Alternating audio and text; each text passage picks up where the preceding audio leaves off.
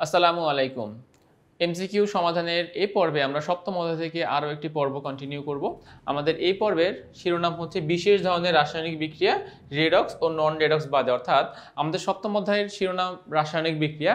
এখানে মূল ফোকাস থাকে রেডক্স এবং নন রেডক্স বিক্রিয়াকে কেন্দ্র করে। এছাড়াও কিন্তু এই অধ্যায়ে আরও কিছু বিক্রিয়া রয়েছে, তো ওই বিক্রিয়াগুলো রিলেটেড যে এমসিকিউ প্রশ্ন আছে আমরা এই পর্বে সেই এমসিকিউ প্রশ্নগুলো সমাধান করব। তো চলো আমরা প্রশ্নগুলো একটু সমাধান করার চেষ্টা করি। ওকে, ফার্স্টে দেখো কি বলতেছে, তাপের পরিবর্তনের উপর ভিত্তি করে রাসায়নিক বিক্রিয়াকে কয় ভাগে ভাগ করা যায়। তাপের পরিবর্তনের উপর ভিত্তি করে রাসায়নিক বিক্রিয়াকে দুই ভাগে ভাগ করা যায়। একটা হলো তাপ উৎপাদী বিক্রিয়া আর একটা হচ্ছে তাপহারী বিক্রিয়া। আচ্ছা, নেক্সট কোশ্চেন কি দেখো, সকল প্রশমন বিক্রিয়ায় কি তাপ উৎপাদী বিক্রিয়া। কেন? কারণ প্রশমন বিক্রিয়া ডেলেজের মান -57.34। যেহেতু ডেলেজের মান ঋণাত্মক, তার মানে বলা যায় সকল প্রশমন বিক্রিয়ায় তাপ উৎপাদী বিক্রিয়া হবে। কোন শ্রেণীর বিক্রিয়া সর্বদাই তাপ উৎপাদী? অলরেডি একটু আগেই আমরা বলে দিয়েছি যে প্রশমন বিক্রিয়া কি হবে, সবসময় তাপ উৎপাদী বিক্রিয়া হবে। আচ্ছা, নেক্সট কোশ্চেন দেখো, কোনটি তাপ উৎপাদী বিক্রিয়া? কোনটি তাপ উৎপাদী বিক্রিয়া? সো এখানে আমরা জানি যে আমাদের প্রশমন বিক্রিয়া তাপ উৎপাদী বিক্রিয়া হতে পারে, এছাড়া দহন বিক্রিয়া তাপ উৎপাদী বিক্রিয়া হতে পারে। তো এখানে দেখো, প্রথম বিক্রিয়াটা বিয়োজন হবে না, দ্বিতীয় বিক্রিয়াটা বিয়োজন হবে না। বিয়োজন বিক্রিয়া সবসময় তাপহারী বিক্রিয়া হয়, বিয়োজন বিক্রিয়া সবসময় তাপহারী বিক্রিয়া হয়। তৃতীয় বিক্রিয়াটা সংযোজন, বাট এটা তাপহারী, ডেলেজের মান পজিটিভ। তাহলে আমাদের এখানে চতুর্থ যে বিক্রিয়াটা রয়েছে, এই চতুর্থ বিক্রিয়াটা কি বিক্রিয়া হতে পারবে? এই চতুর্থ বিক্রিয়াটা হতে পারবে আমাদের তাপ উৎপাদী বিক্রিয়া। চতুর্থ বিক্রিয়াটা হতে পারবে আমাদের তাপ উৎপাদী বিক্রিয়া। আচ্ছা, গেল এটা। যাচ্ছি আমরা পরবর্তী প্রশ্ন। দেখো, নাইট্রোজেন এবং অক্সিজেন বিক্রিয়া করে নাইট্রিক অক্সাইড উৎপন্ন করতেছে। তাহলে এই নাইট্রিক অক্সাইডের এটি একটি তাপহারী বিক্রিয়া। ইয়েস, এটা ডেলেজের মান পজিটিভ। এইটার ডেলেজের মান পজিটিভ, তার মানে এই বিক্রিয়াটা কি বিক্রিয়া হবে? একটা তাপহারী বিক্রিয়া হবে। ওকে, ফলো করো। সো এটা একটা তাপহারী বিক্রিয়া, সো প্রথম পয়েন্টটি সঠিক। এবারে কি বলছে দেখো, এই বিক্রিয়ায় ডেলেজের মান ধনাত্মক হয়। যেহেতু তাপহারী বিক্রিয়া বলছে, তাহলে অবশ্যই ডেলেজের মান কি হবে? অবশ্যই ডেলেজের মান পজিটিভ হবে।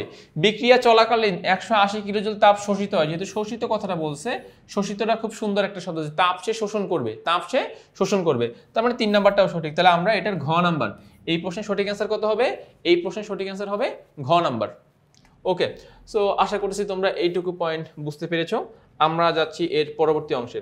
আচ্ছা, পরবর্তী অংশে কি বলছে দেখো, যে তীব্র অ্যাসিড ও তীব্র ক্ষারের বিক্রিয়ার প্রশমন তাপের মান কত?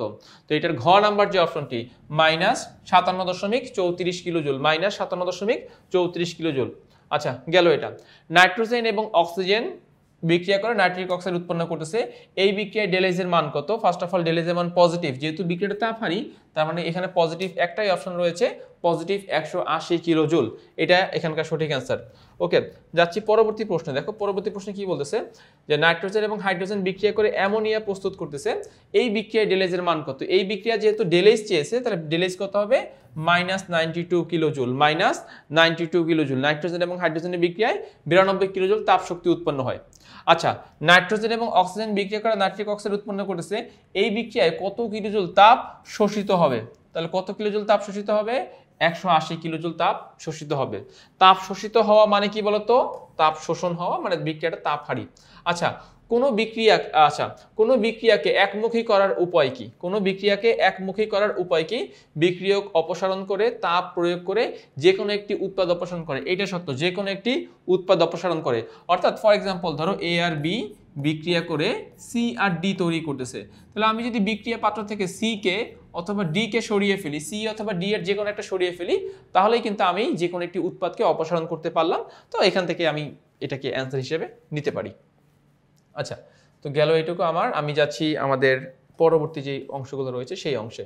আচ্ছা, কোশ্চেনটা ফলো করো। কি বলছে, নিচের কোন বিক্রিয়াটি খোলা পাত্রে সংঘটিত হলে একমুখী হয়? অর্থাৎ এখানে যে বিক্রিয়া দেওয়া আছে, এই বিক্রিয়ার কোন বিক্রিয়াটা খোলা পাত্রে সংঘটিত যদি হয়, তাহলে সেটাকে আমরা একমুখী বলতে পারি। একমুখী মানে একমুখী করতে পারবো আমরা। তো কি বলছে দেখি আমরা, তাহলে এটার সঠিক অ্যান্সার হবে, খেয়াল করো, এটার সঠিক অ্যান্সার হবে ঘ নাম্বারটি। কেন ঘ নাম্বারটি? কারণ দেখো, কার্বন ডাইঅক্সাইড গ্যাসীয় পদার্থ, কার্বন ডাইঅক্সাইড গ্যাসীয় পদার্থ। তাহলে কার্বন ডাইঅক্সাইড গ্যাসীয় পদার্থ সে কিন্তু উড়ে যাবে, সে উড়ে যাবে। সো এই বিক্রিয়া আমি আর পুনরায় রিটার্ন নিয়ে আসতে পারবো না। তার মানে আমরা কার্বন ডাইঅক্সাইড ক্যালসিয়াম কার্বনেটকে তাপ দিয়ে যে আমরা কার্বন ডাইঅক্সাইড উৎপন্ন করব, তো এই কার্বন ডাইঅক্সাইড উৎপন্ন হওয়ার ক্ষেত্রে আমার বিক্রিয়াটা কি হবে? আমার বিক্রিয়াটা অলওয়েজ একমুখী হবে। তো দেখো, নেক্সট প্রশ্নে যাচ্ছি আমরা। নেক্সট প্রশ্নে কি বলছে দেখো, একটি পানি যোজন, কোনটি পানি যোজন বিক্রিয়া, এখানে যে বিক্রিয়াগুলো দেওয়া আছে এটার মধ্যে কোনটি পানি যোজন বিক্রিয়া। পানি যোজন বিক্রিয়ার শর্ত কি, পানি যোজন বিক্রিয়ার বিক্রিয়কে পানি থাকবে, ঠিক আছে, পানি যোজন বিক্রিয়ার বিক্রিয়কে পানি থাকবে এবং সেই পানিকে আমরা দুইটা অংশে কি করতে পারবো, দুইটা অংশে আমরা যুক্ত না করে আমরা সেটাকে একত্রিত করে দিতে পারবো। ওকে, তো এখান থেকে তাহলে সঠিক অ্যান্সারটি কত হবে, এখান থেকে সঠিক অ্যান্সারটি হতে পারে গ নাম্বার, গ নাম্বার। কেননা বাকি যেই পয়েন্টগুলো আছে দেখো খেয়াল করে, এখানে পানি দুই ভাগে ভাগ হচ্ছে, পানি দুই ভাগে ভাগ হচ্ছে, আর এটা তো মানে রিভার্স বিক্রিয়া হয়ে গেল, সেখান থেকে গ নাম্বারটা আমাদের সঠিক অ্যান্সার হিসেবে আমরা গ্রহণ করতে পারবো। যাচ্ছি নেক্সট বিক্রিয়াতে, কি বলতেছে দেখো, নেক্সট বিক্রিয়াতে বলতেছে যে কোনটি একই সাথে পানি বিশ্লেষণ ও অদক্ষেপণ বিক্রিয়া, কোনটি একই সাথে পানি বিশ্লেষণ ও অদক্ষেপণ বিক্রিয়া। এই যে খ নাম্বার বিক্রিয়াটা, কেন বলতো, এখানে ফার্স্ট অফ অল বিক্রিয়কে পানি আছে এবং সেই পানিকে আমরা H+ এবং OH- এরকম দুইটা অংশে কি করতে পারি, ভাগ করতে পারি। আবার এই যে উৎপাদে অ্যালুমিনিয়াম হাইড্রোক্সাইড তৈরি হচ্ছে, এই অ্যালুমিনিয়াম হাইড্রোক্সাইডে কি পড়বে, অদক্ষেপ পড়বে, অ্যালুমিনিয়াম হাইড্রোক্সাইডের অদক্ষেপ পড়বে। তাহলে এখান থেকে এটা অ্যান্সার হয়, তাহলে আমি এখান থেকে সঠিক অ্যান্সার কত নিতে পারবো, আমি এখান থেকে সঠিক অ্যান্সার নিতে পারবো খ নাম্বারটা। আচ্ছা, যাচ্ছি পরবর্তী কোশ্চেনে, দেখো সিলিকন ক্লোরাইড পানি, সিলিকন হাইড্রোক্সাইড প্লাস HCl বিক্রিয়াটি কি ধরনের বিক্রিয়া, বিক্রিয়াটি কি ধরনের বিক্রিয়া হবে, বিক্রিয়াটি হবে আর্দ্র বিশ্লেষণ বিক্রিয়া। কেন, কারণ বিক্রিয়কে পানি রয়েছে, বিক্রিয়কে পানি রয়েছে এবং সেই পানিকে আমরা দুই ভাগে ভাগ করতেছি, তো H+ OH- বিক্রিয়কে পানি রয়েছে এবং সেই পানিকে আমরা দুই অংশে ভাগ করতে পারতেছি, তাহলে এই বিক্রিয়াটাকে কি বিক্রিয়া বলা যাবে, এই বিক্রিয়াটাকে বলা যাবে আর্দ্র বিশ্লেষণ বিক্রিয়া।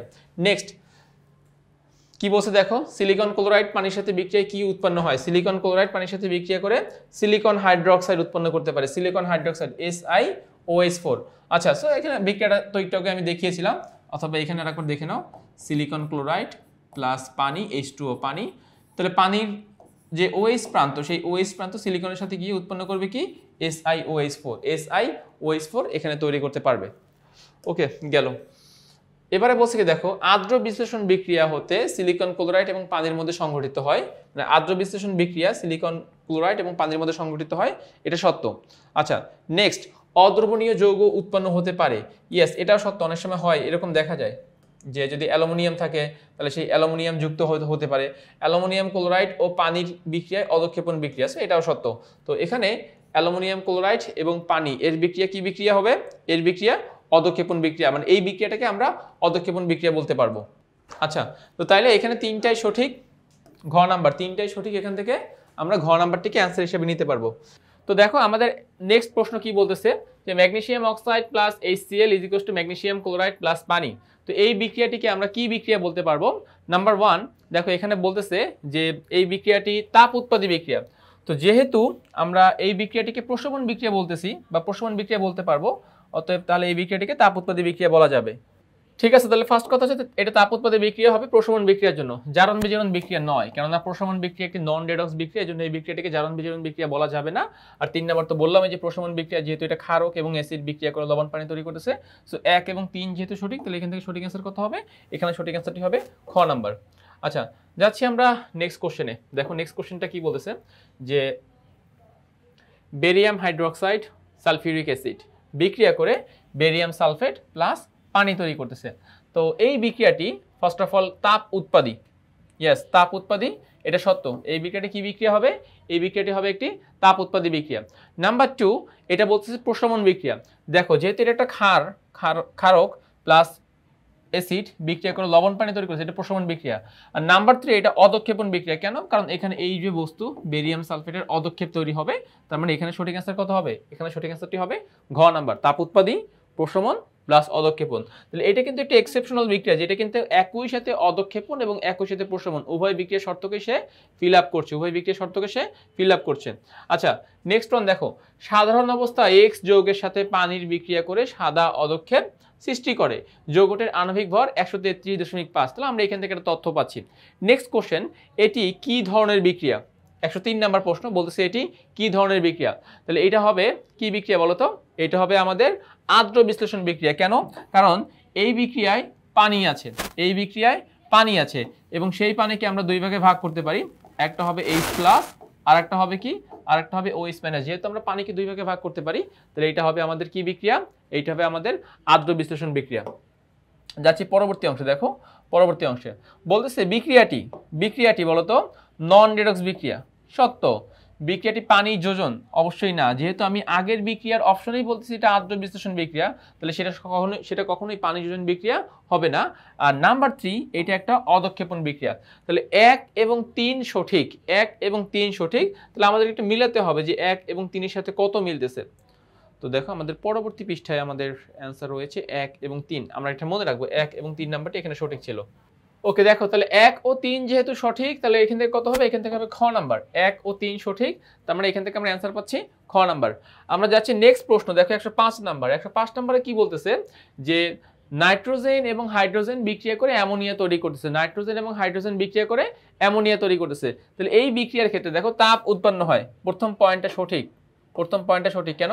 কারণ এখানে সমীকরণের ডান পাশে পজিটিভ তাপ দেওয়া আছে, তাহলে এখানে এই বিক্রিয়ার ফলে কি উৎপন্ন হবে? এই বিক্রিয়ার ফলে তাপ উৎপন্ন হবে।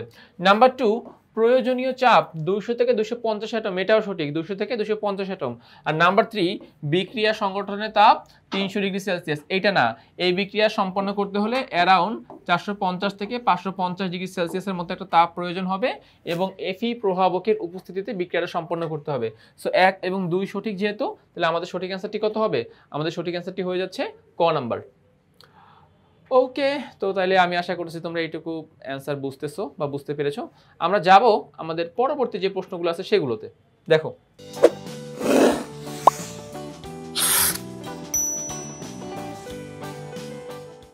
নেক্সট প্রশ্নে কি বলতেছে খেয়াল করো, যে অ্যালকোহল প্লাস জৈব অ্যাসিড, অ্যালকোহল প্লাস জৈব অ্যাসিড বিক্রিয়া করতেছে। বিক্রিয়া করে অ্যালকোহলের OH, অ্যালকোহলের OH আর জৈব অ্যাসিডের H বিক্রিয়া করে কি উৎপন্ন করতে পারবে? বিক্রিয়া করে উৎপন্ন করতে পারবে পানি, H2O বা পানি তৈরি করতে পারবে। নাম্বার 1। এখন বলতেছে যে এই যৌগটা আসলে কে হতে পারে? এই যৌগটি কে হতে পারে? তাহলে দেখো CH3C ডাবলও, তাহলে আমরা এখানের গ নাম্বারটা দেখতে পাচ্ছি CH3C ডাবলও, এই যে দেখো CH3C ডাবলও, আর এখানে আছে কে? CH3CH2, তাহলে CH3CH2 কে লেখা যায় C2H5, ইয়েস, তাহলে C2H5 C ডাবলও CH3, এটা একটা স্টার, স্টার হচ্ছে অ্যালকোহল এবং জৈব অ্যাসিডের সমন্বয়ে তৈরি করা যায়। গেল এটা। আচ্ছা দেন যাচ্ছে আমরা পরবর্তী প্রশ্ন। দেখো মিথেনের জন্য কি বলছে, যে মিথেন এর ক্ষেত্রে আন্তঃআণবিক, মিথেন এর ক্ষেত্রে আন্তঃআণবিক আকর্ষণ বল দুর্বল। এটা সত্য, আন্তঃআণবিক আকর্ষণ বল অবশ্যই দুর্বল। আচ্ছা ব্যাপন হার অ্যামোনিয়ার চেয়ে বেশি, ব্যাপন হার অ্যামোনিয়ার চেয়ে বেশি। তাহলে অ্যামোনিয়ার চেয়ে যদি ব্যাপন হার বেশি হয় তাহলে কত হবে? এটাও সত্য। কেন? কারণ দেখো অ্যামোনিয়া কত? 17 ভর, আর মিথেনের ভর কত? 16। সো যেহেতু মিথেনের ভর কম, তাহলে অবশ্যই ব্যাপন হার অ্যামোনিয়া থেকে বেশি হবে। আর পূর্ণ দহনে 2 মোল অক্সিজেন প্রয়োজন। দেখো যদি আমরা এখানে বিক্রিয়া করে দেখাই যে মিথেন প্লাস 2 মোল অক্সিজেন বিক্রিয়া করে কার্বন ডাইঅক্সাইড প্লাস 2 মোল পানি উৎপন্ন করতেছে, কার্বন ডাইঅক্সাইড প্লাস 2 মোল পানি উৎপন্ন করতেছে। সো পূর্ণ দহনে 2 মোল অক্সিজেন প্রয়োজন হয়। ওকে, তো তাইলে এখান থেকে দেখো 1 2 3 তিনটাই যেহেতু সঠিক, তার মানে আমাদের সঠিক অ্যান্সার কত হবে? এই প্রশ্নের সঠিক অ্যান্সারটি হবে ঘ নাম্বার, এই প্রশ্নের সঠিক অ্যান্সারটি হবে ঘ নাম্বার। আচ্ছা যাচ্ছি আমরা পরবর্তী কোশ্চেনে। দেখো আমরা পরবর্তী কোশ্চেনে যাচ্ছি। পরবর্তী কোশ্চেনে কি বলতেছে, যে হাইড্রোজেন সালফাইডের সাথে ক্লোরিনের বিক্রিয়ায়, হাইড্রোজেন সালফাইডের সাথে ক্লোরিনের বিক্রিয়ায় সালফার উৎপন্ন হয়, হাইড্রোজেন উৎপন্ন হয়, আর হাইড্রোজেন ক্লোরাইড উৎপন্ন হয়। এখন বিক্রিয়াটা করলেই আমরা সমস্ত অ্যান্সারটা পেয়ে যাব। তো hydrogen sulphide H2S plus Cl2 ইজিকলস two কি হবে? HCl plus sulphur. ঠিক আছে, সো এই হলো আমাদের বিক্রিয়া। তাহলে এই বিক্রিয়ায় আমাদের অ্যান্সার কত হবে? দেখো এই বিক্রিয়ায় আমাদের অ্যান্সার হবে সালফার উৎপন্ন হয়। হয়েছে সালফার উৎপন্ন? ইয়েস হয়েছে। 2 নম্বরে কি বলছে? হাইড্রোজেন উৎপন্ন হয়। কোনো হাইড্রোজেন দেখা যাচ্ছে এখানে? না, হাইড্রোজেন উৎপন্ন হয় না। হাইড্রোজেন ক্লোরাইড উৎপন্ন হয়। হয়েছে, যে হাইড্রোজেন ক্লোরাইড উৎপন্ন হচ্ছে। 1 ও 3 সঠিক অ্যান্সার কত হবে? 1 ও 3, মানে খ নাম্বারটা হবে সঠিক অ্যান্সার। দেখো তাহলে এখানে বিক্রিয়াতে কি বলতেছে, যে ডিমের খোসা মানে ক্যালসিয়াম কার্বনেট, ডিমের খোসার মধ্যে কি আছে? Calcium carbonate CaCO3 plus HCl hydrochloric acid বিক্রিয়া করে এখান থেকে কার্বন ডাইঅক্সাইড গ্যাস উৎপন্ন হবে, যেটা কিনা আমার বি পাত্রের পানির সাথে অ্যাড হচ্ছে। তাহলে আমি এইটুকু ক্লিয়ার। এবারে বলছে দেখো এ পাত্রে সংগঠিত বিক্রিয়ায় উৎপন্ন লবণ কে? তাহলে এ পাত্রে যে বিক্রিয়া সেখানে লবণ হবে কে? ক্যালসিয়াম আর ক্লোরিন। ক্যালসিয়াম পজিটিভ যাবে ক্লোরিন নেগেটিভের সাথে, তাহলে উৎপন্ন লবণ হলো ক্যালসিয়াম ক্লোরাইড। উৎপন্ন লবণ কে? উৎপন্ন লবণ হলো ক্যালসিয়াম ক্লোরাইড। এখন উৎপন্ন লবণকে তরলে পরিণত করতে চাইলে, অর্থাৎ লবণটাকে কঠিন থেকে আমরা তরলে পরিণত করব, লবণকে কঠিন থেকে আমরা তরলে পরিণত করব, সঠিক তাপীয় বক্ররেখা কোনটি? এই লবণকে কঠিন থেকে তরলে পরিণত করলে সঠিক তাপীয় বক্ররেখা কোনটি? দেখো আমাদের সঠিক অ্যান্সার কি হবে? আমাদের সঠিক অ্যান্সারটি হবে ক নাম্বার। অর্থাৎ ফার্স্টে কঠিন থাকবে, দেন একটা তাপমাত্রায় বস্তুগুলো গলতে শুরু করবে, দেন তরলে পরিণত হবে, আবার তাপমাত্রা বাড়বে। তাহলে কঠিন থেকে তরলে পরিণত করার ক্ষেত্রে আমার এই গ্রাফটার সাথে মিলে যাচ্ছে, তাহলে আমাদের এটি সঠিক অ্যান্সার হবে ক নাম্বার। আচ্ছা ওকে, যাচ্ছে আমি এরপর পরবর্তীতে বলছি কি দেখো, উদ্দীপকের, দেখো কি বলছে, উদ্দীপকের এ পাত্রে উৎপন্ন গ্যাস অম্লধর্মী, উদ্দীপকের এ পাত্রে উৎপন্ন গ্যাস অম্লধর্মী। তাইলে হ্যাঁ এটা সত্য, এ পাত্রে কোন গ্যাস উৎপন্ন হচ্ছে? Carbon dioxide gas. তাহলে কার্বন ডাইঅক্সাইড গ্যাস পানির সাথে বিক্রিয়া করে কার্বনিক অ্যাসিড উৎপন্ন করতে পারে, H2CO3 carbonic acid, H2CO3 carbonic acid উৎপন্ন করতে পারে, তাহলে এটা সত্য, উৎপন্ন গ্যাস অম্লধর্মী। বি পাত্রে সংঘটিত বিক্রিয়াটি রেডক্স বিক্রিয়া, কোনোভাবেই না। বি পাত্রে কি বিক্রিয়া সম্পন্ন হচ্ছিল? কার্বন ডাইঅক্সাইড প্লাস পানি ইকুয়াল টু কার্বনিক অ্যাসিড। এইটা কিন্তু রেডক্স বিক্রিয়া না। কেন বলো তো? জারণ মান চেক করব, কার্বনের জারণ মান এখানে +4, কার্বনের জারণ মান এখানেও +4, অক্সিজেনের জারণ মান এখানে -2, অক্সিজেনের জারণ মান সবগুলো জায়গাতে -2, হাইড্রোজেনের জারণ মান +1, হাইড্রোজেনের জারণ মান +1। তাহলে দেখো তো বিক্রিয়ক এবং উৎপাদে জারণ মানের কি কোনো পরিবর্তন হচ্ছে না। তো যেহেতু পরিবর্তন হচ্ছে না, সেহেতু রেডক্স বিক্রিয়া বলবো না। আর বি পাত্রে উৎপন্ন যৌগের 1 মোল = 62 গ্রাম। এই যে কার্বনিক অ্যাসিড, তাহলে হাইড্রোজেন কত? 2, কার্বন কত? 12, অক্সিজেন কত? 3 × 16 মানে 3 16 48। তাহলে 48 আর 2 50, 50 আর 2 62। সো 1 এবং 3 সঠিক, 1 এবং 3 সঠিক, তার মানে গ নাম্বার সঠিক অ্যান্সার কত হবে? গ নাম্বার। আচ্ছা যাচ্ছি আমরা এর পরবর্তী অংশে। দেখো আচ্ছা তাহলে এখানে কি বলতেছে যে অ্যামোনিয়াম সায়ানেট, দেখো নেক্সট কোশ্চেন, অ্যামোনিয়াম সায়ানেট, এই অ্যামোনিয়াম সায়ানেট যৌগে বলতেছে যে এক্স যৌগটিতে পরমাণুর সংখ্যা কত? পরমাণুর সংখ্যা আমাকে এখানে কাউন্ট করতে বলতেছে। তো আমরা তাহলে এখন এখান থেকে সঠিক অ্যান্সারটা খুঁজবো। খেয়াল করো তাহলে এক্স যৌগটাকে আসলে এখানে হবে, এটা হচ্ছে আমাদের এক্স যৌগ, তাই না? NH2 NH2 CO NH2। তাহলে এখান থেকে কাউন্ট করো, এখান থেকে কাউন্ট করে দেখো কয়টা পরমাণু পাওয়া যাচ্ছে। নাইট্রোজেন পাচ্ছি কয়টা? 2টা, হাইড্রোজেন পাচ্ছি কয়টা? 4টা, কার্বন 1টা, অক্সিজেন 1টা। তাহলে মোট কত হচ্ছে?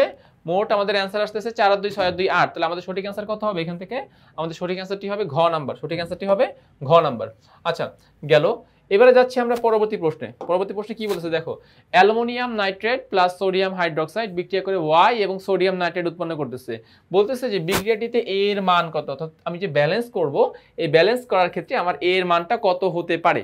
তো দেখো এখান থেকে বিক্রিয়া ব্যালেন্স করে আমাদের এ এর মানটা আমরা এখান থেকে বোঝার চেষ্টা করব। সো আমরা একটু দেখি যে ফার্স্ট অফ অল নাইট্রেট কয়টা? এখানে 3টা। তাহলে অবশ্যই আমাদের সোডিয়াম নাইট্রেট, তাহলে দেখো এখানে 3 দেওয়া, যেহেতু এখানে 3 দেওয়া, তার মানে এখানে একটা 3 তো অবশ্যই বসাতে হবে, কারণ তার মানে বিক্রিয়কেও 3টা সোডিয়াম, উৎপাদেও 3টা সোডিয়াম, আমি উভয় জায়গা থেকে 3টা করে সোডিয়াম আমার সমান করতে হবে। তো যেহেতু সোডিয়াম 3টা, তার মানে এটা কত হবে? এটা সঠিক অ্যান্সারটা হবে গ নাম্বার, সঠিক অ্যান্সারটি হবে এখান থেকে গ নাম্বার। যাচ্ছি পরবর্তী প্রশ্ন। দেখো বলতেছে উৎপন্ন ওয়াই যৌগটির, আচ্ছা এই যে ওয়াই যৌগ, তাহলে ফার্স্টে আসলে ওয়াই যৌগটা কি হবে? Aluminium hydroxide. এই যে ওয়াই যৌগ হবে কে? ওয়াই যৌগ হবে aluminium hydroxide, AlOH3, aluminium hydroxide. তাহলে বলতেছে উৎপন্ন ওয়াই যৌগটির, উৎপন্ন ওয়াই যৌগটির ক্ষার ধর্ম রয়েছে, বর্ণহীন অদক্ষেপ পরে ঔষধ শিল্পে ব্যবহৃত হয়। তাহলে এখানে ফার্স্ট অফ অল অ্যালুমিনিয়াম হাইড্রোক্সাইডের ক্ষার ধর্ম রয়েছে, এটা সত্য, অ্যালুমিনিয়াম হাইড্রোক্সাইডের ক্ষার ধর্ম রয়েছে, এটা সত্য। 2 নাম্বার বর্ণহীন অদক্ষেপ পড়ে, এটা বর্ণহীন অদক্ষেপ পড়ে, এটা সাদা বর্ণের অদক্ষেপ সৃষ্টি করতে পারে। সো এটা আমাদের হবে না। আর 3 নাম্বার বলতেছে যে ঔষধ শিল্পে ব্যবহৃত হয়। ইয়েস, ঔষধ শিল্পে বলতে কি দেখো, ঔষধ শিল্প বলতে ওই যে আমরা যে অ্যান্টাসিড ঔষধ তৈরি করতে পারি, তো এই অ্যান্টাসিড ঔষধের মধ্যে কিন্তু আমাদের এই অ্যালুমিনিয়াম হাইড্রোক্সাইডের বিশেষ ব্যবহার রয়েছে। সো 1 এবং 3 সঠিক, সঠিক অ্যান্সার কত হবে? খ নাম্বার, সঠিক অ্যান্সার কত হবে? খ নাম্বার। আচ্ছা নেক্সট কোশ্চেন দেখো, বর্ষাকালে বাড়ির ছাদের পিচ্ছিলতা দূর করতে কোনটি ব্যবহার করা হয়? এখানে সিলিকন ডাইঅক্সাইড। খ নাম্বার, বর্ষাকালে বাড়ির ছাদে দূর করতে এখানে সিলিকন ডাইঅক্সাইড ব্যবহার করা হয়। নেক্সট, মৌমাছির কামড়ে ক্ষতস্থানে জ্বালাপোড়া নিরাময় করে কোনটির কারণে? অ্যাসিডের কারণে। দেখো আমরা জানি যে মৌমাছির কামড়ের যে হুল, সেই হুলের মধ্যে অ্যাসিড থাকে, সেই অ্যাসিড যখন আমাদের দেহের মধ্যে প্রবেশ করানো হয়, তো অ্যাসিডের ক্রিয়ার ফলেই কিন্তু আমাদের দেহের মধ্যে একটা জ্বালাপোড়ার সৃষ্টি হয়। আচ্ছা এরপরে কোশ্চেন দেখো, মৌমাছির কামড় দিলে ক্ষতস্থানে কোনটি ব্যবহার করা হয়? মৌমাছির কামড় দিলে ক্ষতস্থানে চুন ব্যবহার করা হয়, কেননা যেহেতু কামড়ের সাথে অ্যাসিড প্রবেশ করতেছে দেহের মধ্যে, তাহলে সেই অ্যাসিডকে প্রশমন করতে অবশ্যই একটা ক্ষারীয় উপাদান দরকার হবে, চুন সেই ক্ষারীয় উপাদান যেটা কিনা অ্যাসিডকে প্রশমিত করতে পারে। আচ্ছা কোনটি এনজাইমের ক্রিয়াকে ত্বরান্বিত করে? Carbonic acid. মনে রাখবা, কোনটি এনজাইমের ক্রিয়াকে ত্বরান্বিত করে? Carbonic acid. কার্বনিক অ্যাসিড এনজাইমের ক্রিয়াকে ত্বরান্বিত করতে পারে। আচ্ছা নেক্সট, পাকস্থলীতে কোনটি জমা হলে পেটে অ্যাসিডিটি সমস্যা হয়? পাকস্থলীতে অতিরিক্ত হাইড্রোক্লোরিক অ্যাসিড। পাকস্থলীতে অতিরিক্ত হাইড্রোক্লোরিক অ্যাসিড, আমরা জানি যে আমাদের খাদ্যের মধ্যে যেই অনেক সময় হয় যে মানে বাইরের যে ব্যাকটেরিয়াগুলো প্রবেশ করে সেগুলোকে মেরে ফেলতে আমাদের পাকস্থলীর যেই প্রাচীর আছে সেই প্রাচীর থেকে হাইড্রোক্লোরিক অ্যাসিড নিঃসৃত হয়। সো অতিরিক্ত অ্যাসিড নিঃসৃত হলে আমরা যখন অ্যাসিডিটির সমস্যা হয় তো হাইড্রোক্লোরিক অ্যাসিডের কারণে এমনটা দেখা যায়। এর পরবর্তী কোশ্চেন দেখো যে অ্যান্টাসিড জাতীয় ঔষধ সেবনে কোন ধরনের বিক্রিয়া সম্পন্ন হয়? অ্যান্টাসিড জাতীয় ঔষধ সেবনে প্রশমন বিক্রিয়া সম্পন্ন হয়, কেননা পাকস্থলীতে থাকে আমাদের অতিরিক্ত হাইড্রোক্লোরিক অ্যাসিড আর অ্যান্টাসিডে থাকে কি ম্যাগনেসিয়াম হাইড্রোক্সাইড অথবা অ্যালুমিনিয়াম হাইড্রোক্সাইড। সো এদের বিক্রিয়ার ফলে আমার দেহের মধ্যে কি বিক্রিয়া সম্পন্ন হবে? কি সম্পন্ন হবে? প্রশমন বিক্রিয়া সম্পন্ন হবে। আচ্ছা অ্যান্টাসিডে কোনটি বিদ্যমান? অ্যান্টাসিডে থাকে ম্যাগনেসিয়াম হাইড্রোক্সাইড অথবা অ্যালুমিনিয়াম হাইড্রোক্সাইড। যেহেতু ম্যাগনেসিয়াম হাইড্রোক্সাইড আমাদের অপশনে রয়েছে, এইটা হবে সঠিক অ্যান্সার। আচ্ছা নেক্সট কোশ্চেন, হেপ্টাহাইড্রেট ফেরাস সালফেটের সংকেত কোনটি? হেপ্টাহাইড্রেট ফেরাস সালফেটের সংকেত কোনটি? আচ্ছা তাহলে এটার দেখো এটা সঠিক অ্যান্সার হবে গ নাম্বার। ফার্স্টেই বলছে হেপ্টা মানে কি 7 অণু পানি আর ফেরাস সালফেট FeSO4, 7 অণু পানি এবং ফেরাস সালফেট, সো FeSO4.7 অণু পানি। সো এটাই হবে সঠিক অ্যান্সার। আর আমরা জানি ক্লাস পানি থাকলে সেটাকে ডট চিহ্ন দিয়ে প্রকাশ করা হয়। আচ্ছা যাচ্ছে এর পরবর্তী প্রশ্ন, দেখো কি বলছে যে নিচের কোনটি মরিচার রাসায়নিক সংকেত অথবা কোনটি মরিচার সংকেত? তাহলে Fe2O3 N অণু পানি। তাহলে এখান থেকে সঠিক অ্যান্সারটি কত হবে? এখান থেকে সঠিক অ্যান্সারটি হবে ঘ নাম্বার, Fe2O3 N অণু পানি। আচ্ছা গেল এটা। দেন দেখো এর পরবর্তী প্রশ্নে কি বলছে যে পানিযুক্ত ফেরিক অক্সাইডকে কি বলে? পানিযুক্ত ফেরিক অক্সাইডকে বলে মরিচা। পানিযুক্ত ফেরিক অক্সাইডকে কি বলে? পানিযুক্ত ফেরিক অক্সাইডকে বলা হয় মরিচা। আচ্ছা নেক্সট কোশ্চেন দেখো, মরিচার জন্য কি প্রয়োজন? পানি প্রয়োজন, অক্সিজেন প্রয়োজন, অনাদ্র ক্যালসিয়াম ক্লোরাইড এটার প্রয়োজন নেই। সো 1 এবং 2 যেহেতু সঠিক, গ নাম্বার। এটা কোনো প্রয়োজন নেই। পানি, অক্সিজেন আর লোহা এই তিনটে হলে আসলে সেখানে কি হবে? সেখানে মরিচা পড়তে পারবে। আচ্ছা সো আমরা যাচ্ছি আমাদের পরবর্তী অংশে। দেখো নেক্সট কোশ্চেন, শ্বসন প্রক্রিয়ায় 1 মোল গ্লুকোজ ভেঙে কত মোল পানি উৎপন্ন হয়? শ্বসন প্রক্রিয়ায় 1 মোল গ্লুকোজ ভেঙে 6 মোল পানি উৎপন্ন হয়। 6 মোল পানি। এখন দেখো গ্লুকোজের সংকেত কি? C6H12O6। হাইড্রোজেন কয়টা? 12টা। তাহলে পানি উৎপন্ন করতে হবে কত মোল? 6 মোল, যদি আমরা হাইড্রোজেনকে ব্যালেন্স করতে চাই। আচ্ছা অ্যালুমিনিয়াম ধাতুকে রক্ষা করে কোন অক্সাইড? অ্যালুমিনিয়াম ধাতুর উপরে যে অক্সাইডটা পড়ে, অর্থাৎ গ নাম্বার, অ্যালুমিনিয়াম ধাতুকে রক্ষা করে অ্যালুমিনিয়াম ধাতুর উপরে যে অক্সাইড তৈরি হয় অ্যালুমিনিয়াম অক্সাইড, তো এই অ্যালুমিনিয়াম অক্সাইড কিন্তু অ্যালুমিনিয়াম ধাতুকে রক্ষা করে। আচ্ছা নেক্সট কোশ্চেন দেখো, গ্যালভানাইজিং করা ধাতুর বৈশিষ্ট্য, মানে গ্যালভানাইজিং যে ধাতুকে করা হয় সেই ধাতুর বৈশিষ্ট্য কি হতে পারে? তো সেই ধাতুর বৈশিষ্ট্য হতে পারে ক্ষয়রোধী, সে ক্ষয়কে রোধ করতে পারে, ঘাত সহতা মানে সে আঘাতকে সহ্য করতে পারে, অল্প আঘাতে সে বেঁকে যায় না বা তার পরিবর্তন ঘটে না, আর টেকসই। সো যেহেতু এখান থেকে তিনটাই সঠিক, আমাদের সঠিক অ্যান্সারটি হবে ঘ নাম্বার। তাহলে 187 সঠিক অ্যান্সারটি কত হবে? ঘ নাম্বার। ওকে, তো তাইলে আমাদের এই টাইপের মধ্যে যে এমসিকিউগুলো ছিল সেই এমসিকিউগুলো আমরা সমাধান করে ফেললাম। আশা করতেছি তোমরা এই এমসিকিউটুকু প্রপারলি বুঝতে পেরেছো। সো আজ এই পর্যন্তই, নতুন কোনো পর্বে আবার তোমাদের সাথে দেখা হবে। আল্লাহ হাফেজ।